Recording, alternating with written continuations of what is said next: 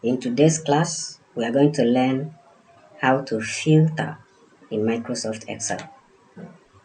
If you have been following us, you know we are gradually moving in Microsoft Excel. In our lessons in Microsoft Excel, we started from explaining the environment of Microsoft and we started the operations in Microsoft Excel.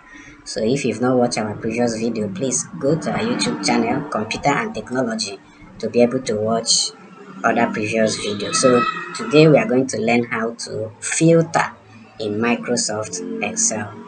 So let us open the Microsoft Excel and then we open the documents or the worksheet where we are working. The name is practice, so we click to open. Let us quickly change this name. Instead of sheet 1 to practice, we right click and click rename.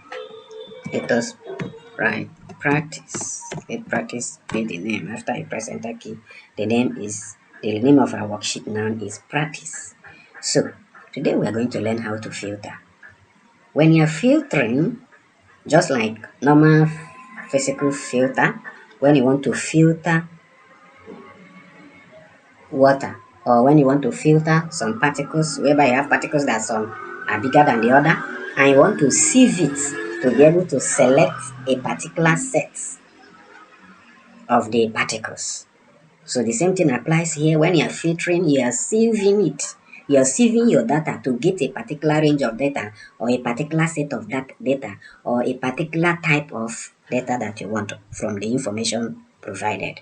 So like we have in our table, we have different things. We have serial number, we have names, we have the subject, we have their scores, we have the average, and we have the total.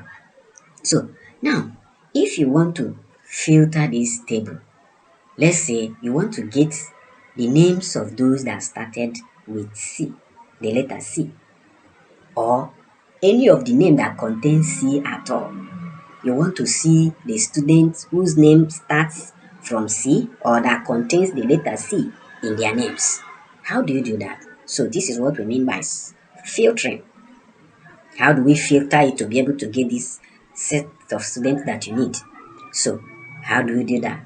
We highlight it as usual, the table, and then when you are done, you go to the same place that we have been doing sorting. You click on it, you will see filter, you click on filter. When you click on filter, it look as if nothing have happened, but actually something have happened. When you go to the top here, you will discover that each of the column is having a tiny arrow in front of it, or at the head. It's having a tiny arrow in each of the columns. So this tiny arrow is where you will go to by clicking on it to perform the kind of sort you want. Now, like we said before, we want to sort out the names of students that started with the letter C or actually contain C as an alphabet in their names. So we click this arrow. When you click the arrow, you will now see. Let us first of all remove select all. Then we now pick the ones we want. You click the select all to remove the check mark. Then we now check mark the ones we want. Any name that started with C or contains C as a letter in the name is what we are looking for. This, nothing, this, nothing, this, nothing. Then we have Casey as a name that contains C. We have Grace as a name that contains C. We have Chooks as a name that contains C. We have Chib as a name that contains C. And we have Chamaka as a name that contains C. We don't have any other name that contains C. So when we are done, you click OK. See what we said. You can see these are the people or the students whose name started with C or that contain C at all in their names. So this is how to sort. Sorry, how to filter. We have been able to filter this set of students according to our demand or what we want. So this is how to filter. It's wonderful. So now let us undo the process and then perform another form of filter. Now, maybe you want to filter the average. Those that have the highest average should come up. What do? We click filter and then, we want to filter those whose average is from 60 and above. We want to know the student whose average is from 60 marks and above. So let us check. First of all, we remove the check mark by clicking on it. Then we'll start looking for students that has 60 and above. We have 91, we have 83, we have 76, we have 73, we have 66, we have 63. The rest, we don't have them. So we'll now click OK. Once you are done, these are the students whose average mark is started from 60 and above.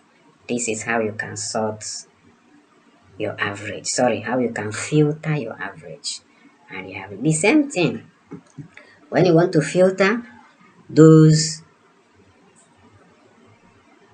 that have their marks, assuming we are treating the marks of mathematics, those that have from 30 below in mathematics. How do you sort? How do you filter it? You click on the arrow, you now check those that have below 30. These people, they have above 30. We have to remove them. We have above 30. We have to remove them. Now these ones. So it's only 2 students that have below 30 or 30 and below in mathematics. Only 2 students.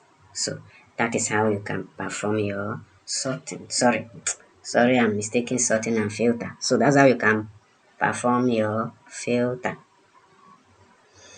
So you can also perform your filter here. Let's check total. Those that have below 300. These people have below 300. Let's remove the check mark. These people have below 300. These people have below 300. We're removing it. That's it. These people have 300 and above in their total. So we click OK. That is how you can sort. Sorry, that's how you can filter. This is how to filter. This is how to filter in Microsoft Excel. So that is all for today. Thanks for watching. Please remember to subscribe to our YouTube channel, Computer and Technology. And remember to click the notification bell so that you'll be the first to receive our video when we post new videos. Thank you.